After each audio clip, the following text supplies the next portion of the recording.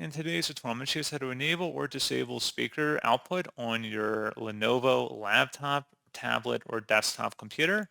So this should hopefully be a pretty straightforward process here, guys. And without further ado, let's go ahead and jump straight into it. So all I have to do is open up the search menu and type in settings. Best result, should go back with settings here. Go ahead and select that. Select system on the left panel, and then on the right side, select sound. And then you want to scroll down underneath advanced and select all sound devices, and then select your output device from the list. And then if you want to block your speaker or turn it off or disable it, select don't allow. And if you change your mind later and you want to enable it, select allow, and that's all you have to do. So pretty straightforward process, guys. And as always, thank you for watching. I do hope that was able to help you out, and I do look forward to catching you all in the next tutorial. Goodbye.